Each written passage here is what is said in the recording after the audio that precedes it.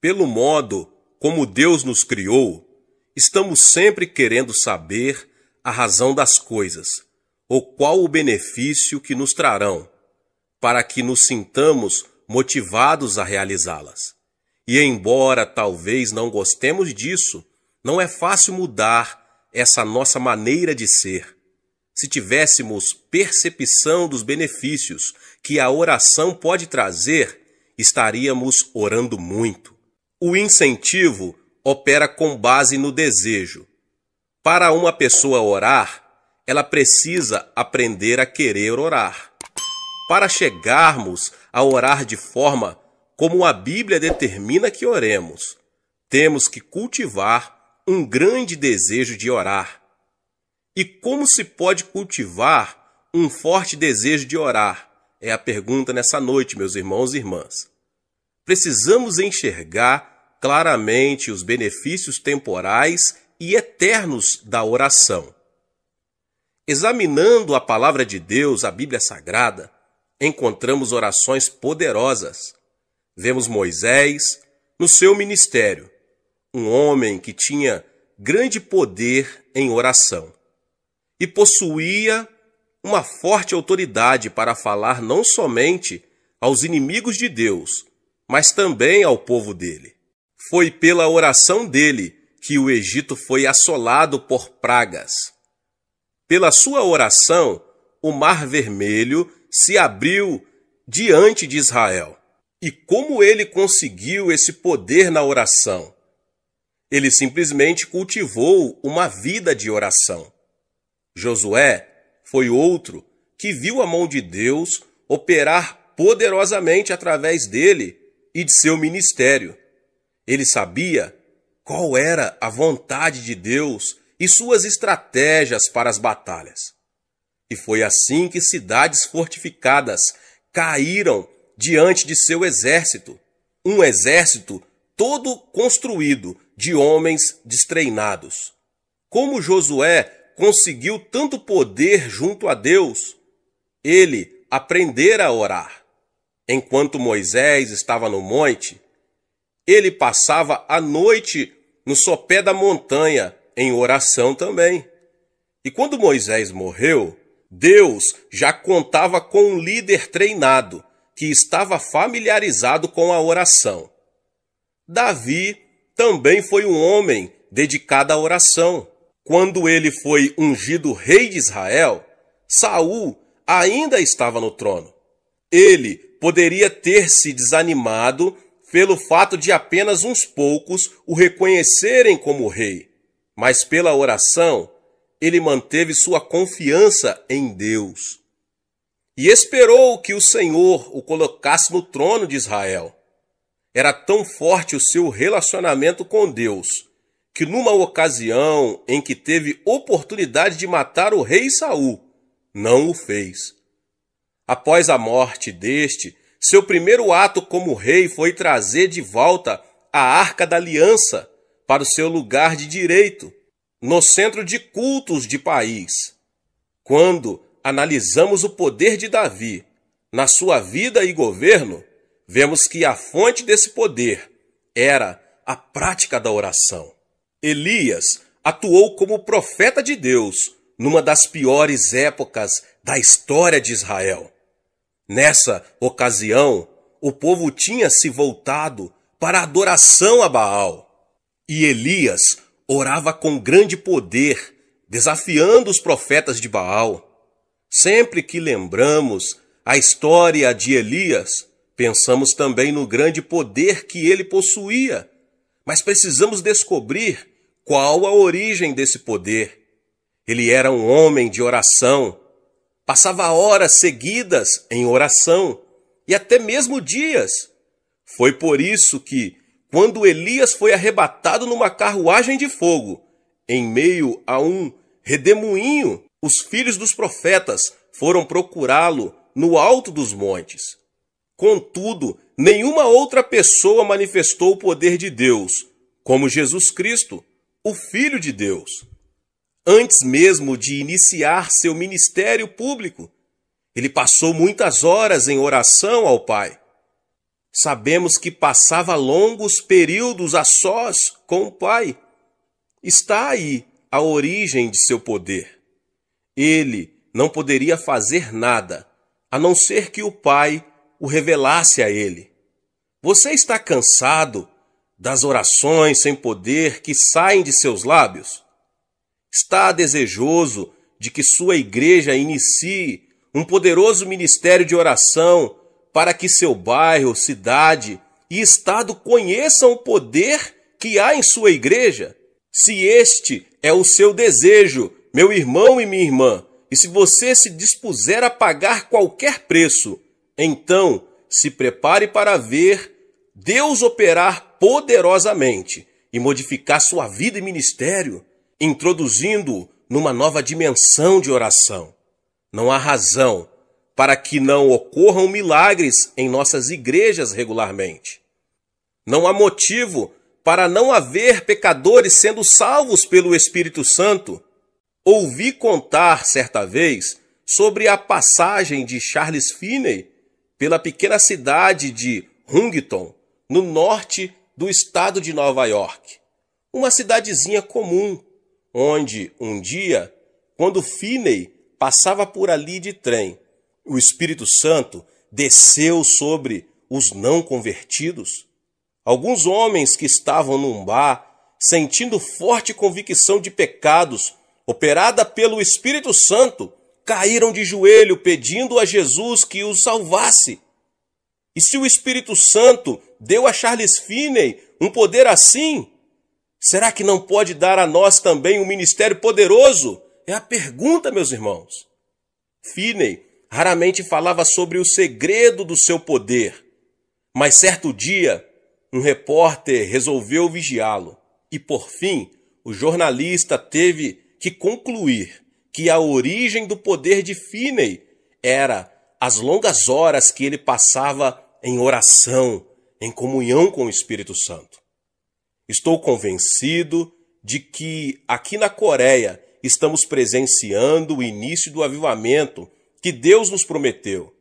Embora toda a nação tenha conhecido de que Deus está operando em nossa igreja, ainda não experimentamos o poder de Deus, como veremos futuramente se permanecermos fiéis. E o poder de Deus não se manifesta apenas em curas, libertação de espíritos malignos e conversões em massa. Ele pode ser visto também no céu aberto que há sobre nosso país. O que quero dizer com isso? Quando um país tem este céu aberto, existe liberdade espiritual para se pregar o Evangelho. O nível da fé é bastante elevado e não encontramos uma oposição maligna muito forte. Meus irmãos, em alguns países é difícil pregar porque existe muita oposição maligna. As forças satânicas que se opõem ao Evangelho são muito fortes e não há muita fé. Isso cria dificuldades para nós que ministramos a palavra de Deus. Sinto muita facilidade para pregar na Coreia, mais do que em qualquer outro lugar. Quando exponho a palavra de Deus, imediatamente os pecadores atendem ao apelo para a salvação.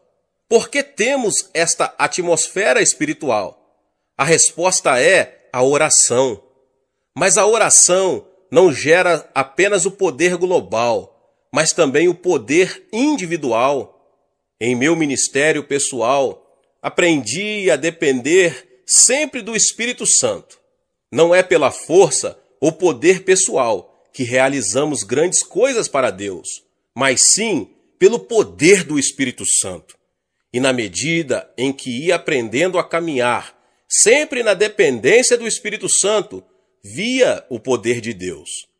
Como eu poderia pastorear uma igreja de quase 400 mil membros e ainda fazer viagens a diversos lugares do mundo, quase que mensalmente, realizando conferências sobre o desenvolvimento da igreja?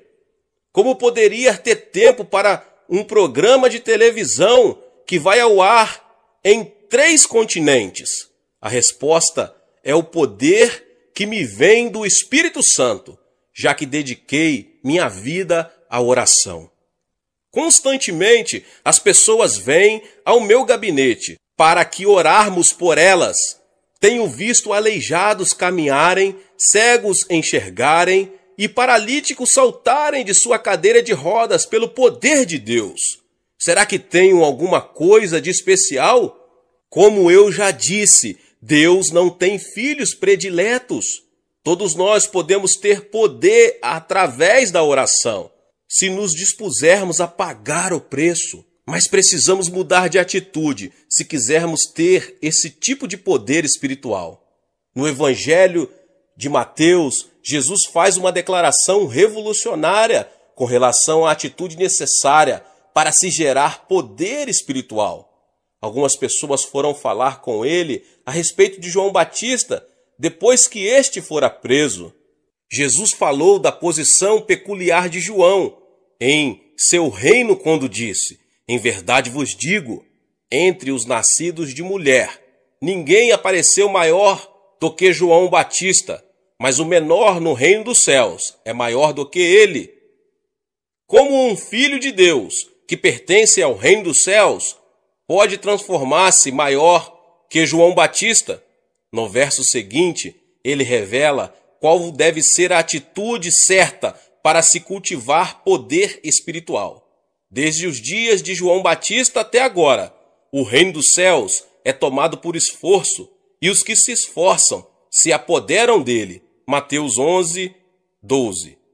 É preciso esforço, instância na oração, para que se tenha o poder de Deus. Essa instância se evidenciará na disciplina, pois obter poder pela oração é coisa que exige tempo. Por isso, temos que estabelecer prioridades no uso de nosso tempo. As coisas como se aglomeram ao nosso redor, impedindo-nos de dedicar à oração o tempo necessário para o cultivo do poder espiritual. Mas, se tivermos a atitude certa, pela graça de Deus, poderemos obter esse prêmio: orar com poder. A oração é o alicerce do reavivamento no seu coração e na sua igreja. Muitas pessoas ainda não sabem orar e muitas outras não conseguem orar durante mais de 1 hora. Jesus disse aos seus discípulos: não pudestes vigiar nem 1 hora comigo? No Getsêmani, os discípulos não conseguiram orar nem 1 hora com Jesus. Jesus começou o seu ministério com oração. Orou e jejuou durante 40 dias. Sua vida esteve imersa em oração durante toda a sua existência terrestre.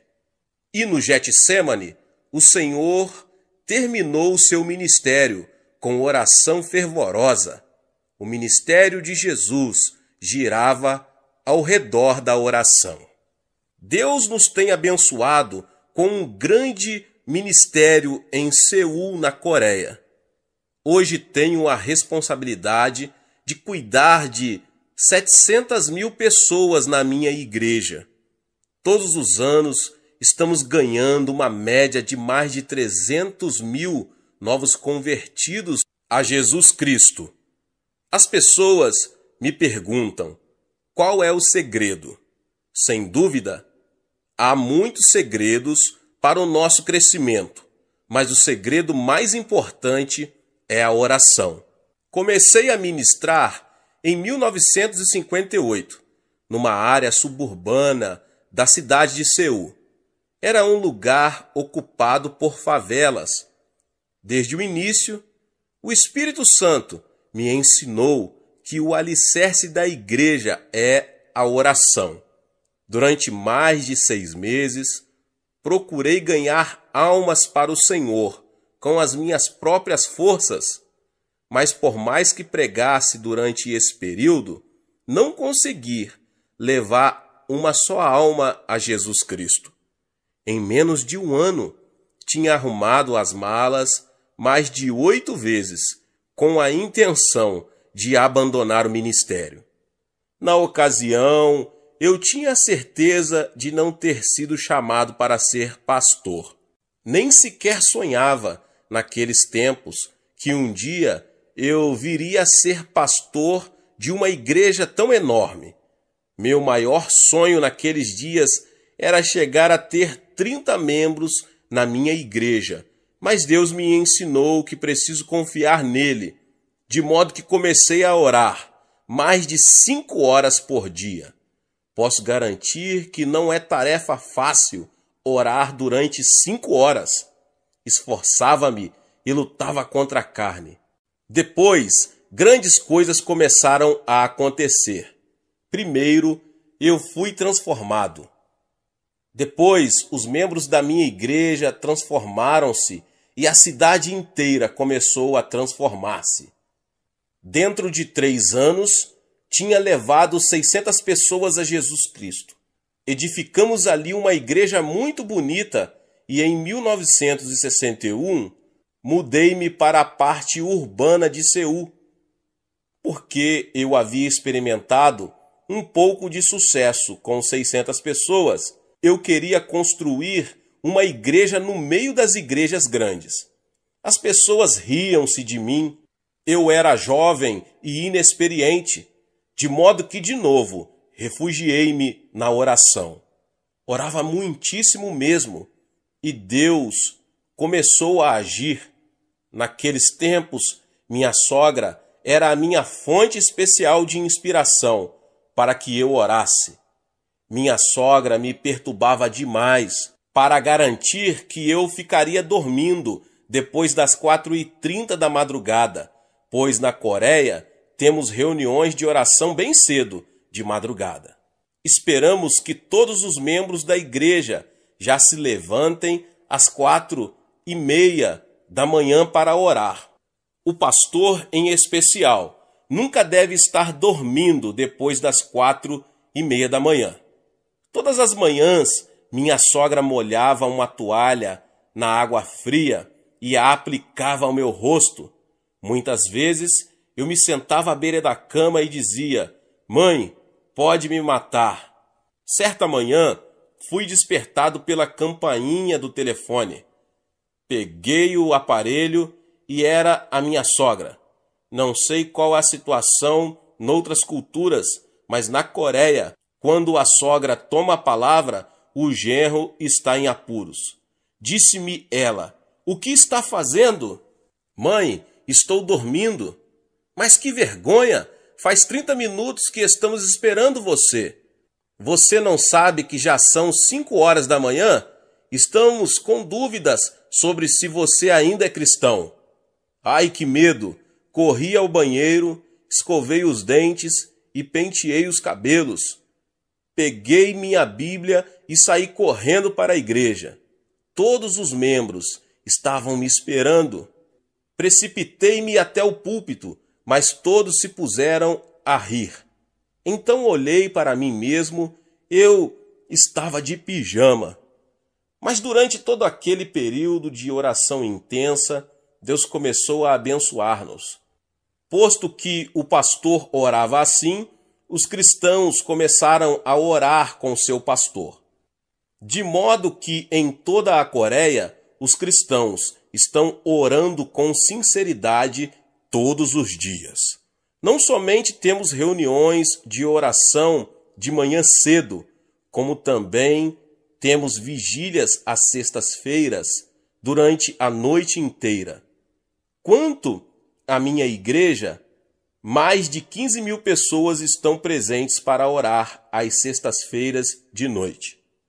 Além disso, existem em todas as partes da Coreia muitas montanhas de oração.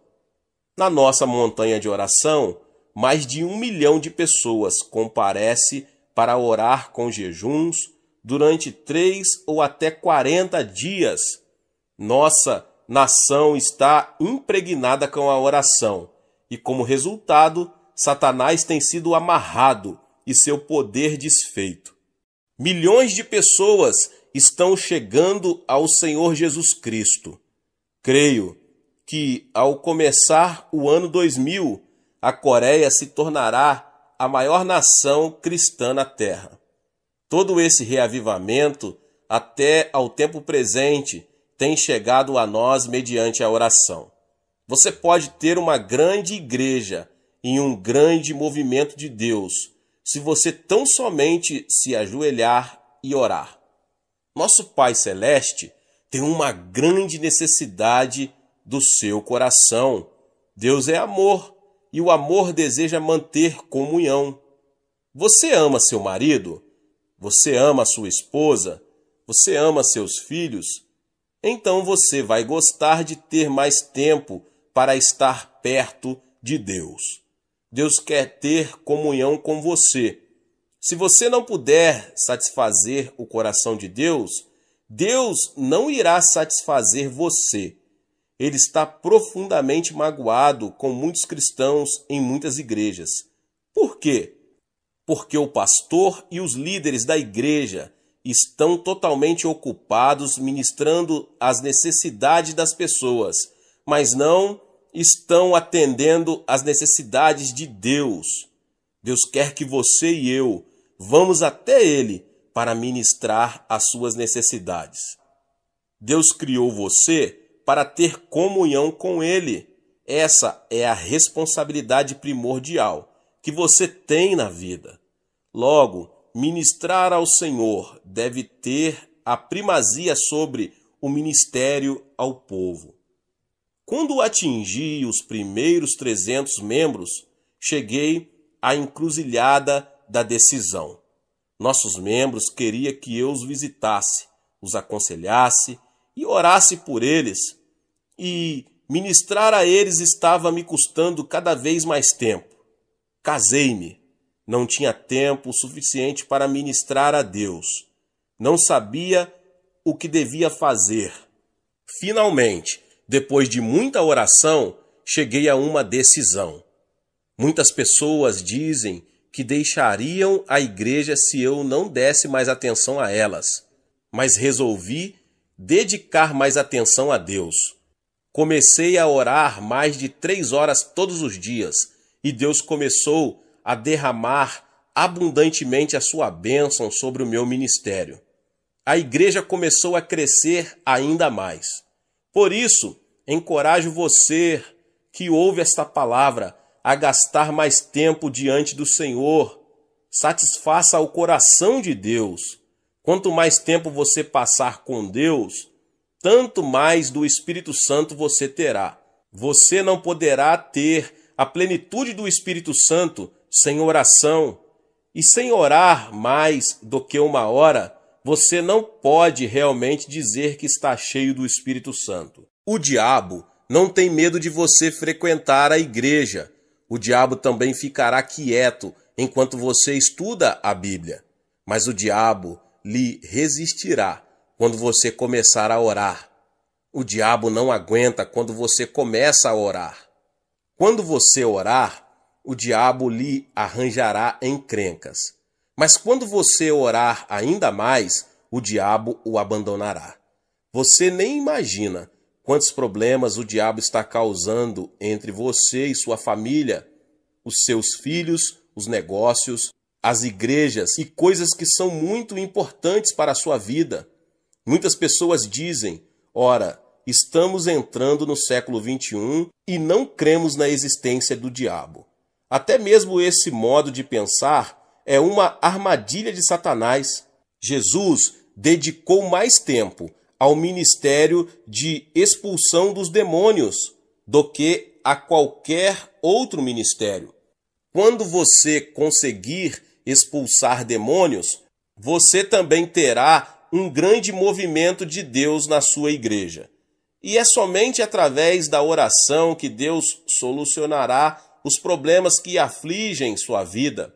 Sem dúvida, Deus conhece os seus problemas. Ele tem poder para solucioná-los, mas está esperando que você ore a respeito deles. É somente através da oração que você poderá alcançar aos seus vizinhos e amigos. Tenho 51.000 líderes de grupos na minha igreja. Cada líder de grupo tem entre 5 a 10 famílias no seu grupo.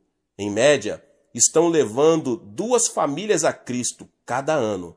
Peço-lhes também que preparem uma meta para as famílias da vizinhança que planejam alcançar dentro de um ano, que orem a respeito. Muitos dos meus líderes de grupo dizem: nós nos sentimos acanhados para bater de porta em porta. Não estamos devidamente preparados para lhes falar a respeito de Jesus. Sim, procuram apresentar muitas desculpas, mas sempre respondo: mas vocês conseguem orar, não é verdade? Respondem: sim. Então lhes mando orar pela salvação dos seus vizinhos. Explico que devem escolher o vizinho que gostariam de ganhar para o Senhor e concentrar sobre ele as suas orações durante 6 meses. Usualmente, aquela família é ganha para Jesus Cristo dentro daquele prazo. Pensando bem, cada líder de grupo leva 2 famílias, ou 6 membros, a Jesus Cristo por ano. 51 mil líderes multiplicados por 6 dá um total de 306 mil novos convertidos. Não temos grandes festas, nem grandes concentrações evangelísticas para ganhar almas, mas de modo muito silencioso, almas estão sendo salvas todos os dias. A mesma obra pode ser realizada em qualquer lugar no mundo inteiro. Descobri que, de modo geral, as pessoas não sabem orar durante mais de 1 hora a fim de atingir os seus alvos. Estou pedindo que os membros da minha igreja orem mais de 1 hora por dia. Dou a esse tipo de oração o nome de oração do Getsêmani. Ali no Getsêmani, Jesus repreendeu os seus discípulos porque não conseguiram orar mais de 1 hora. Se você começar orando mais de 1 hora todos os dias, algo certamente acontecerá na sua vida. As pessoas apresentam desculpas de todos os tipos, estão muito ocupadas aqui, ali e acolá, mas Jesus não tolerava desculpas. Tenho 746 pastores assistentes, trabalhando em regime de tempo integral na minha igreja. Estão muito ocupados cuidando das 700 mil almas, mas sempre lhes mando dedicar mais de 3 horas por dia à oração. Digo-lhes que ainda que não consigam dar conta de aconselhar as pessoas, esse não é o problema, mas devem gastar 3 horas em oração antes de sair para atender às necessidades das pessoas. E muitos de vocês que ouvem essa palavra têm ouvido o que Deus está fazendo na nossa igreja na Coreia, por causa da sua vida de oração. Esses crentes têm o poder de Deus e demonstram esse poder no trato com as pessoas. Na minha própria vida de oração, tenho sido ensinado por Deus a como orar por mais de 1 hora. Todos os anos em Seul, na Coreia, realizamos uma conferência de crescimento da igreja. Milhares de estrangeiros têm frequentado aquela conferência. No último dia, levamos a nossa montanha de oração para orarem. Digo-lhes que aprenderam a teoria e que agora a colocarão em prática. Vou com eles até a sala de oração.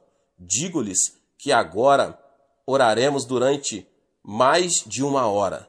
Depois de orarem durante 25 minutos, a maioria dos norte-americanos e europeus cessa de orar. Ficam deitados de costas no chão e olham em derredor. Digo-lhes: orem, orem, mas sempre dizem: não sabemos orar. Já oramos bastante, nada mais temos para dizer. Está aí o problema. Você e eu deveríamos ter algo para dizer durante 1 hora de oração. Mas se você não tiver um plano de oração, é claro que não conseguirá orar durante mais de 1 hora. Suponhamos que vou desfrutar da fraternidade cristã com um intérprete durante 1 hora. Sentaríamos e olharíamos um para o outro. depois de trocarmos palavras durante 10 minutos, mas nada teríamos para dizer. Ficaria muito tedioso e difícil olharmos um para o outro durante o restante da hora sem haver nada mais para falar. Precisaríamos de um assunto a respeito do qual pudéssemos conversar. Na oração, você está na presença do seu Pai Celeste. Depois de falar durante uns 20 minutos, se você não tiver mais nada para dizer ao seu Pai Celeste, a situação seria muito constrangedora entre Deus e você. Qual é a solução? Você deve ter uma forma de oração. Algum plano para isso? Deus me ensinou a orar durante mais de 1 hora e chamo isso de meu curso de jogging na oração. Você gosta de correr? Eu sempre gostei de correr, mas aprendi uma lição sobre fazer jogging em Estrasburgo. Durante uma estrada em Estrasburgo, para uma conferência, levantei-me às 4h30 da manhã para correr, não para orar. Atravessei a cidade correndo, mas de repente tive uma crise de coração e fui obrigado a me deitar no gramado e repousar enquanto arfava, tentando respirar. Em vez de orar, eu estava fazendo jogging. Voltei ao hotel sem mais problemas, mas daquele dia em diante sempre oro antes de tirar tempo para jogging, que é correr logo pela manhã. Quando você ora, você precisa de um percurso de oração, um plano para seguir, a fim de que, depois de ter orado, você saiba que orou de modo eficaz e poderoso e que cumpriu o propósito de sua oração. Certa vez, Deus me mostrou o tabernáculo no deserto. Os israelitas tinham saído do Egito e estavam a caminho de Canaã. Deus queria que seus filhos se aproximassem dele e o adorassem até mesmo durante a viagem a Canaã. Deus mostrou a Moisés a planta do tabernáculo, que o construiu no deserto segundo as instruções de Deus, e os israelitas vinham ali para adorar a Deus. Mas, nos tempos de hoje, o tabernáculo é você. A Bíblia diz: vós sois templo do Espírito Santo. Você não precisa ir ao deserto para procurar o tabernáculo onde Moisés adorava. Você é o tabernáculo. Você é o templo do Espírito Santo. Você pode adorar a Deus, segundo o propósito do povo de Deus no tabernáculo do deserto. Todos os ensinos do Antigo Testamento eram símbolos ou prenúncios das coisas espirituais do porvir. Você pode fazer um curso de jogging na oração ao passar pelo tabernáculo. Você pode fazer uma corrida, em oração pelo tabernáculo. No tabernáculo, o primeiro lugar na qual você se lembrará é o altar de bronze. Ali o sacerdote sacrificava os animais, derramava o sangue e queimava as carnes perante o Senhor. Ali os pecadores recebiam o perdão e a reconciliação com Deus. Aquele deve ser o ponto de partida para a sua corrida pessoal na oração. Você precisa começar no altar de bronze. Este representa a cruz do Calvário, onde Jesus Cristo tornou-se um sacrifício em nosso favor. Você precisa começar na cruz de Jesus. Você precisa começar a adorar Jesus ali. Foi ali que Jesus foi crucificado em favor de você. Enquanto você adora Jesus, lembre-se de que ele remiu ali os seus pecados. Lembrando-se da cruz, dê graças a Deus pelo seu perdão e salvação. Jesus Cristo livrou você da condenação decorrente da quebra dos 10 mandamentos. Sim, Jesus tomou sobre si todo o castigo envolvido na desobediência aos 10 mandamentos. Ele os cumpriu por nós. Jesus removeu a lei do meio do caminho. abriu a porta para sermos salvos pela fé no Senhor. Jesus, tu me livraste da condenação da lei. Agora vivo pela graça. Sou salvo pela fé em ti. Obrigado pelo teu sangue derramado. Obrigado pela tua graça. Sou grato por tudo. Além disso, foi na cruz que Jesus enfrentou Satanás e o derrotou. Mediante o sangue de Jesus, Satanás foi desarmado. Ali o diabo perdeu o seu poder e Deus destruiu totalmente o seu reino. Quando adoro a Jesus, minha oração é: ó Senhor Jesus, agora estou livre do domínio de Satanás. Pelo teu sangue, estou completamente livre. Já não tenho medo de Satanás, nem das suas hordas de espíritos malignos. Sou mais que vencedor por Cristo Jesus. Por isso, louvo-te, Jesus, por tua bênção. Obrigado pela purificação e perdão. Em seguida, louvo a Jesus pela reconciliação que ele realizou entre mim e Deus. Ó Jesus, Adão provocou inimizade entre Deus e nós, mas tu destruístes o muro de inimizade e trouxestes a reconciliação. Obrigado, Jesus. Deus me ama e eu amo a Deus. Em ti temos comunhão de amor. Então Deus derrama o seu Espírito no meu coração e começo a adorar de novo. Eu te amo, Deus, eu te adoro. Graças te dou pelo poder do sangue de Jesus que nos trouxe a essa mútua comunhão. No Calvário também houve cura, de modo que volto a louvar a Jesus pela cura que me supriu. Querido Jesus, na cruz tomaste as nossas enfermidades e levaste as nossas doenças. Pelas tuas pisaduras somos curados, e assim te louvo pela cura divina. Aos 17 anos de idade, eu estava destinado à morte. Tinha tuberculose em estado terminal. Os médicos me disseram que eu só teria mais 6 meses de vida. Nesse período, tornei-me cristão. Li a Escritura e achei Jesus como meu médico. Aproximei-me de Jesus e pedi-lhe que me tocasse e que me curasse. Mediante o seu grande poder, Jesus me curou, levantou-me do leito da morte. Mas antes disso, eu nunca visitara uma igreja, nunca ouvira um sermão. Simplesmente aceitei a Bíblia, li as Escrituras e fiquei conhecendo o meu Jesus. Ele é um médico maravilhoso. Por isso, louvo a Deus com grande amor no coração pela minha cura.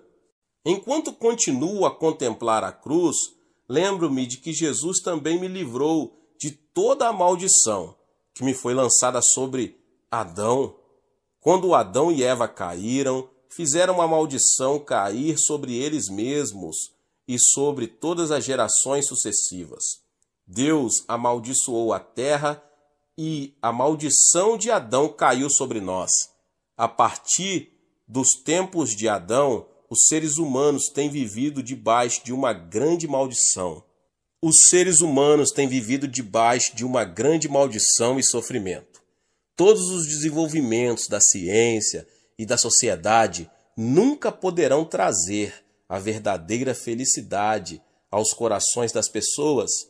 Mas Jesus Cristo veio e removeu aquela maldição. Gálatas 3,13 diz: Cristo nos resgatou da maldição da lei, fazendo-se maldição por nós, pois está escrito: maldito todo aquele que for pendurado no madeiro. Ele nos resgatou para que a bênção de Abraão chegasse aos gentios por Jesus Cristo. Por isso, adoro ao Senhor. Ó Senhor Jesus Cristo, estou liberto da maldição, estou abençoado com a bênção de Abraão. Não vou viver sob uma maldição.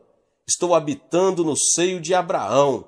Sou uma pessoa abençoada, de modo que, seja o que for que eu fizer, vou ser abençoado.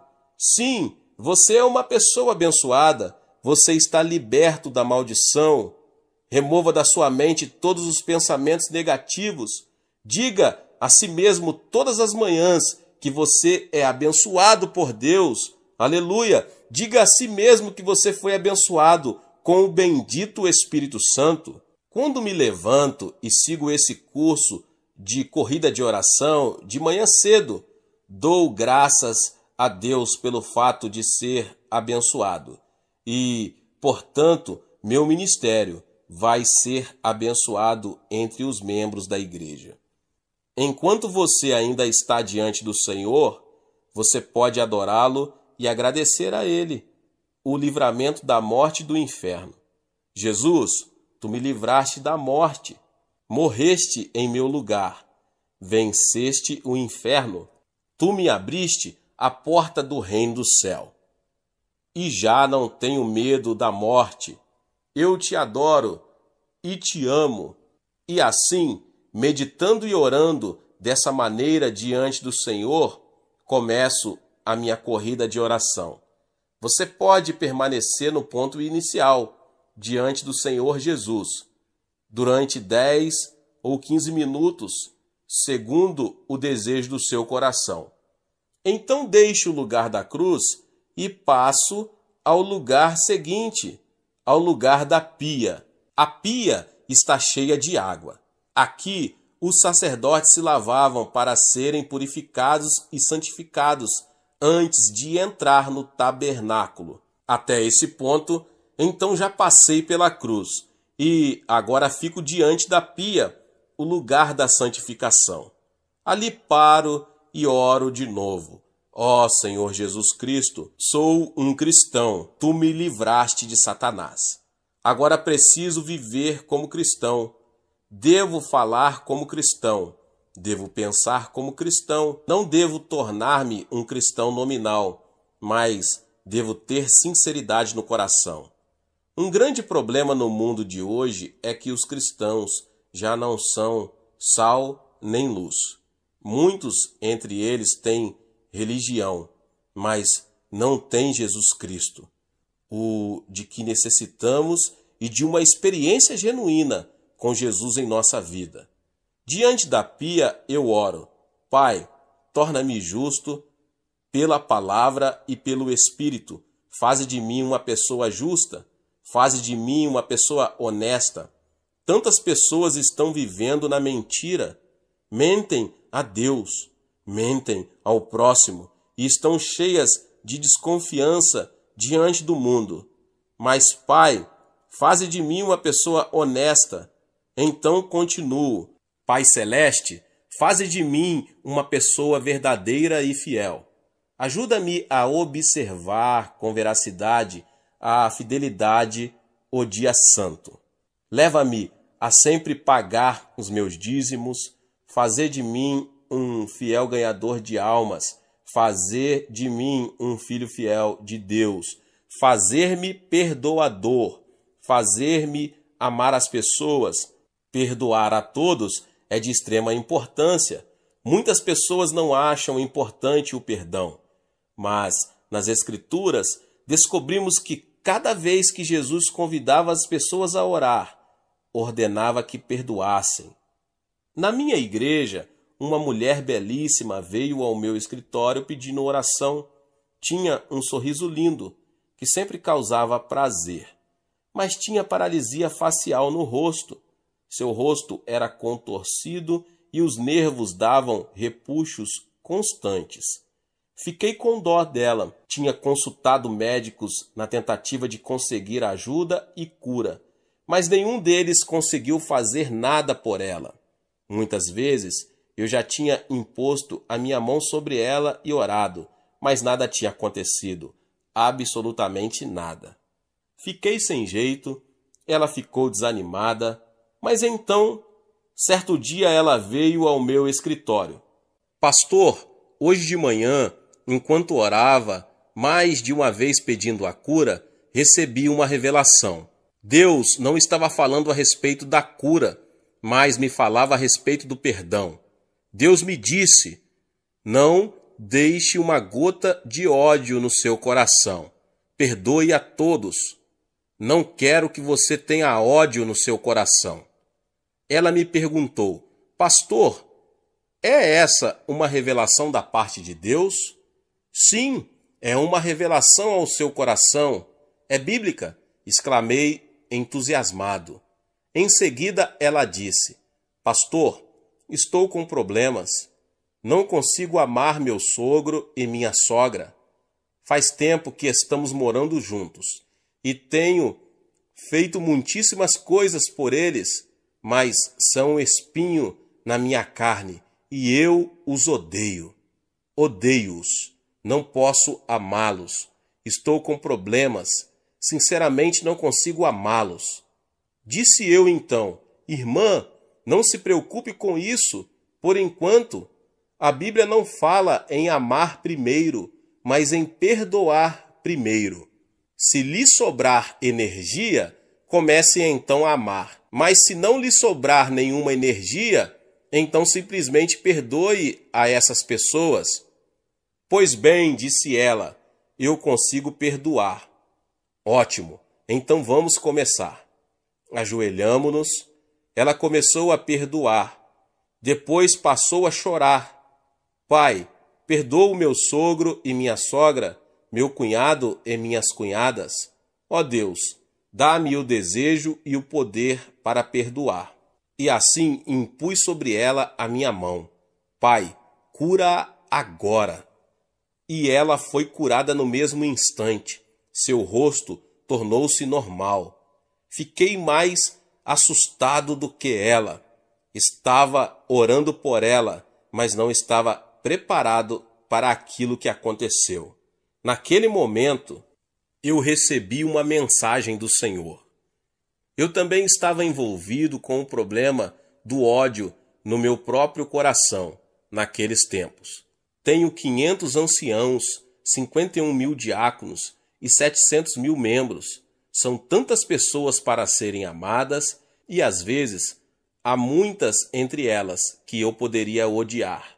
Entendia, sem sentir preocupação, que somos seres humanos, de modo que amamos e odiamos. Mas quando vi a libertação naquele dia, quando uma mulher da minha igreja perdoou os parentes do seu marido, fiquei assustado. Ajoelhei-me sem demora. Ó Deus, perdoa todos os anciãos, perdoa todos os diáconos, perdoa este irmão e aquele irmão. Depois de orar e de experimentar um grande alívio, recebi uma bênção ainda maior do que aquela senhora recebeu. Fui transformado e a partir daquele momento, aconteça o que acontecer, nunca mais deixei uma só gota de ódio permanecer no meu coração por um só instante. Perdoar não é tão difícil. Amar as pessoas é difícil. Por isso, vamos você e eu começar pela parte mais fácil. Vamos dizer: ó Deus, eu perdoo. Diante da pia, eu oro também.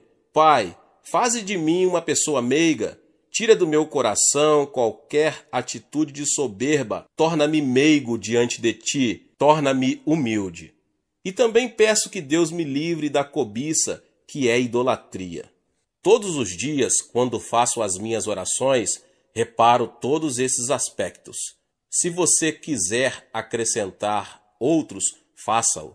Citei apenas os aspectos que eu trato na minha oração. Mediante a oração, o Espírito Santo vai me santificando e transformando todos os dias, e ele transformará você. Às vezes é muito difícil permanecer humilde, pois muitos membros da minha igreja fazem observações elogiosas. Sinto-me inquieto com isso, de modo que sempre faço aquela oração, e o Espírito Santo me mostra como sou imprestável sem ele. Depois de deixar a pia, você passará a fazer uma corrida no lugar santo. Aproximando-se do lugar santo, você verá, brilhando à esquerda, o candelabro de ouro.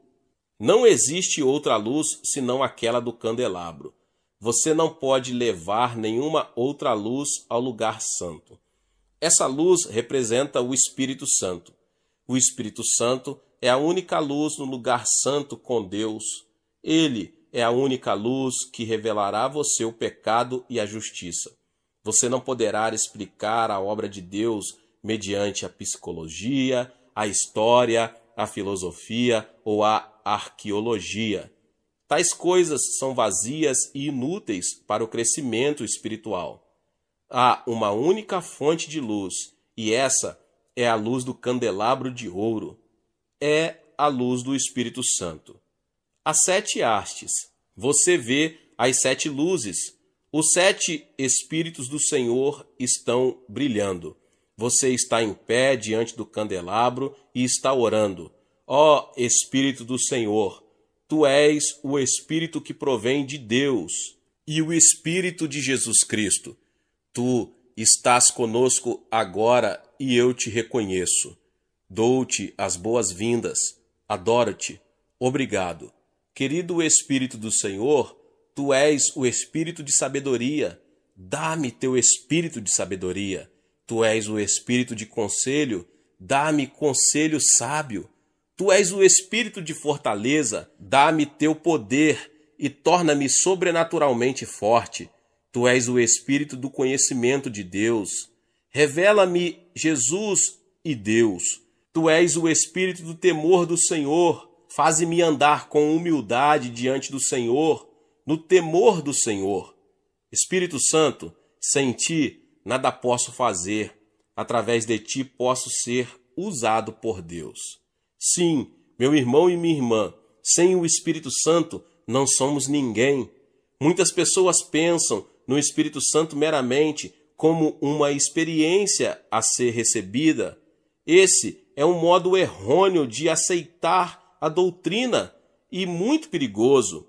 O Espírito Santo, meus irmãos e minhas irmãs, é uma pessoa e merece reverente temor. Todos os dias trato-o como uma pessoa muito querida.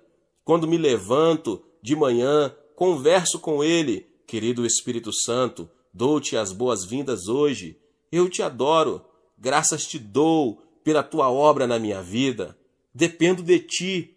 Guia-me sempre à graça de Jesus e ao amor de Deus. Contigo vou levar Jesus a essa geração que perece. Antes de sair para pregar, sempre digo, Espírito Santo, vamos. Ele é o Senhor da seara. Ele é o pastor presidente da igreja. Eu sou o pastor assistente. Sempre devo depender do meu pastor presidente. E à medida que faço assim, o Espírito Santo sempre traz sabedoria, entendimento, conselho, fortaleza, o conhecimento de Deus e o temor do Senhor. É extremamente importante lembrar-nos disso.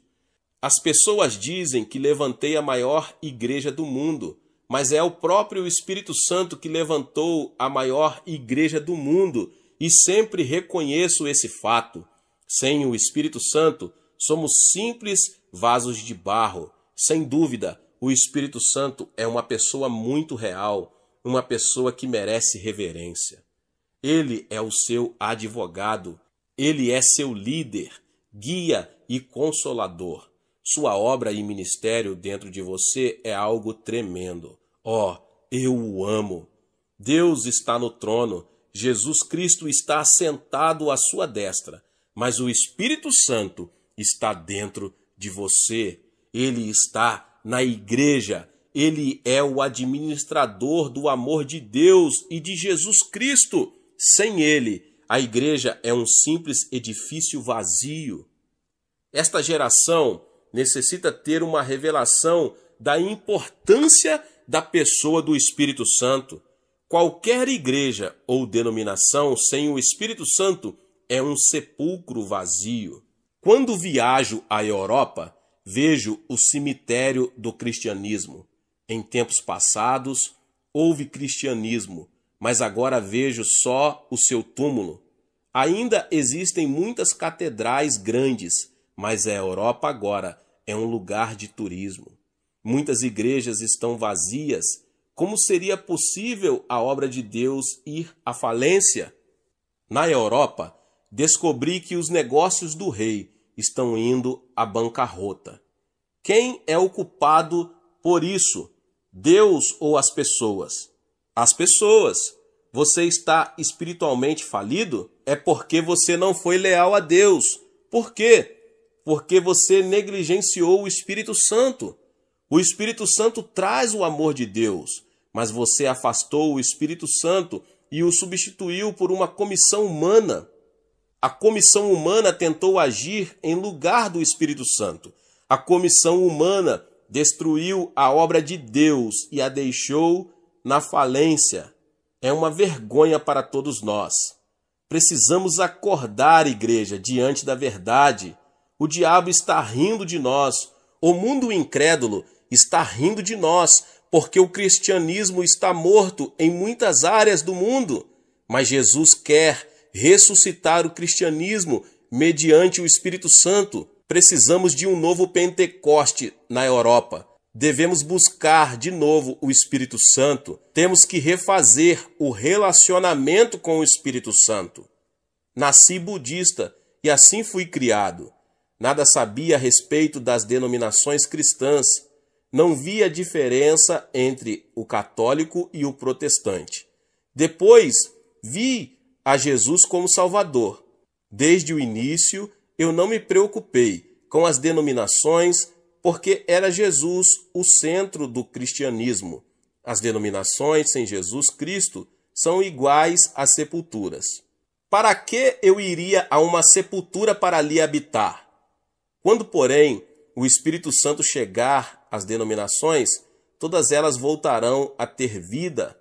Enquanto você faz a corrida na oração, portanto, você precisa pedir que o Espírito Santo venha renová-lo espiritualmente. Agora você sai do candelabro e vai para o lado direito. Ali você achará os pães da proposição. Os pães da proposição simbolizam o corpo de Jesus Cristo, de modo que você vai lá e adora segundo a palavra de Deus. Nos dias atuais, as pessoas negligenciam terrivelmente a palavra de Deus e preferem depender de suas emoções, deixam-se desviar do caminho certo pelas heresias. Você precisa voltar à palavra de Deus e lê-la todos os dias. Todos os dias você deve ficar em pé diante do pão. Pai Celeste, capacita-me a comer hoje do pão da tua palavra. Concede-me o entendimento da palavra. Dá-me uma revelação profunda a respeito de Deus e de Jesus Cristo para meu crescimento interior e para repartir com outras pessoas. Se você orasse assim, sentiria fome pela palavra de Deus. Você gostaria muito de ler a palavra de Deus e de dedicar tempo a ela, porque essa palavra coloca fé no seu coração. O mero comparecimento à igreja uma vez por semana não basta. Agora, a sua corrida de oração leva-o além dos pães da proposição, ao altar do incenso. Ali, o sumo sacerdote queima incenso 24 horas por dia, e assim o santuário é inundado de um doce perfume diante de Deus. O incenso representa os louvores dos santos de Deus. Diante do altar, em pé no meio da fragrância, levante as suas mãos e adore a Deus. Ali, sempre relembro das bênçãos do passado, e um espírito de louvor surge no meu coração. Ó Deus, graças te dou por ter me curado, por ter enviado tantas pessoas boas para ajudar-me, e te agradeço a igreja que me deste. Enquanto adoro, lembro-me de todas as coisas boas que Deus tem feito em minha caminhada e trago-as à memória. Louvo somente, não me queixo de nada. Diante deste altar, você deve acender o incenso do louvor para oferecer perfume suave diante do Senhor. O louvor é o incenso mais suave que nosso Pai Celeste deseja receber dos nossos lábios. Obrigado, ó Deus, pois tu és o meu Pai. Obrigado porque removeste todo o medo das coisas futuras. Tu és o meu Deus, na vida ou na morte. Tu és onipotente, tu és soberano e supremo. Obedeço a ti e em ti confio. Eu te louvo, às vezes até mesmo canto a ele. Agora vamos além do altar do incenso e passamos pela cortina para entrar no Santo dos Santos. No meio do Santo dos Santos, você acha a Arca da Aliança. A glória Shekinah de Deus repousa sobre a Arca da Aliança. A arca representa Jesus Cristo. O sumo sacerdote levava o sangue e o aspergia na arca para a remissão dos pecados de Israel.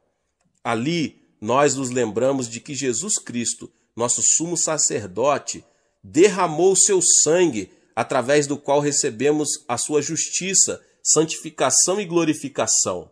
Dentro da Arca da Aliança, acharemos as tábuas dos 10 mandamentos. Os 10 mandamentos nos fazem lembrar de que Jesus agora é a nossa nova aliança. Jesus, tu és a minha nova aliança. Tu és o fiador da minha salvação. Ali há também o vaso com maná. Jesus, tu és o meu maná para a vida de hoje e te agradeço. Na Arca da Aliança, vemos também a vara de Arão que floresceu. Jesus, tu és a minha ressurreição e por meio de ti ressurgi para a nova vida em ti. Mas um dia voltarás para me levar contigo ao céu. Jesus, eu te amo. Através de ti, adoro a Deus. A glória Shekinah de Deus repousa somente sobre a Arca da Aliança. Existem muitos deuses entre os homens, mas provém do diabo. Nosso Deus é o Pai de Jesus Cristo. Ele é o nosso Deus. Você nunca deve servir a nenhum outro Deus senão ao Pai de Jesus Cristo. Ali, portanto, adoramos a Deus, nosso Pai, através de Jesus Cristo. Pai, tu vens a nós através de Jesus Cristo e te adoro. Tu és também meu Pai. Pai, tu és a fonte da minha vida. Finalmente, chego ao trono e agora peço tudo de que necessito. Oro primeiramente em favor da minha esposa, porque ela é a amiga mais querida que tenho na vida. Oro pelo bem da sua vida e saúde e pela minha vida. Oro pelos meus filhos, são 3. O primeiro é casado e mora em Tóquio, no Japão. Os outros 2 moram em Los Angeles. Um frequenta um seminário. E o terceiro filho está cursando a faculdade para ser homem de negócios. Lamento não ter filhas. Sempre quis uma menina, mas Deus não me concedeu esse desejo. Porém, agora eu sei por quê. Se tivesse uma menina, eu provavelmente não teria viajado pelo mundo, mas ao contrário, teria ficado em casa com minha filha. Então oro pelos meus pais, irmãos e irmãs, minha igreja, pastores, anciãos e meus 331 missionários ao redor do mundo. Nosso alvo é enviar 500 missionários. Até essa altura, já preenchi minha hora e preparo-me para ir ao escritório. Se você não consegue separar uma hora inteira, dedique 30 minutos para praticar a sua corrida de oração. Então, não deixará de ser uma oração de eficácia tremenda, porque estaria completa com adoração, louvor, confissão e a bênção de Deus para o seu dia. Quando completo meu percurso de corrida de oração, sinto a presença de Deus, sinto o poder de Deus no meu coração. Não desperdicei tempo. Se você não tiver um plano específico de oração, tal como o percurso de jogging, corrida de oração, você andará em círculos na sua oração, você se sentirá confuso ao orar. Você talvez nem sequer se lembrará a respeito do que esteve orando.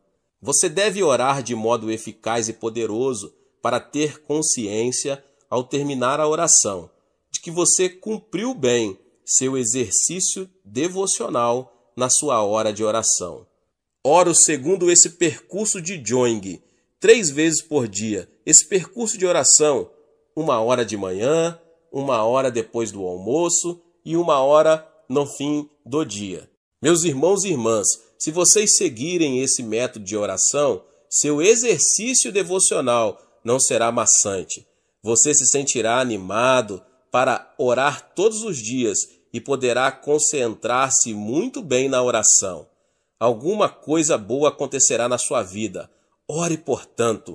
Se você me perguntasse qual a última palavra que eu gostaria de pronunciar ao morrer, eu diria aos cristãos: orem.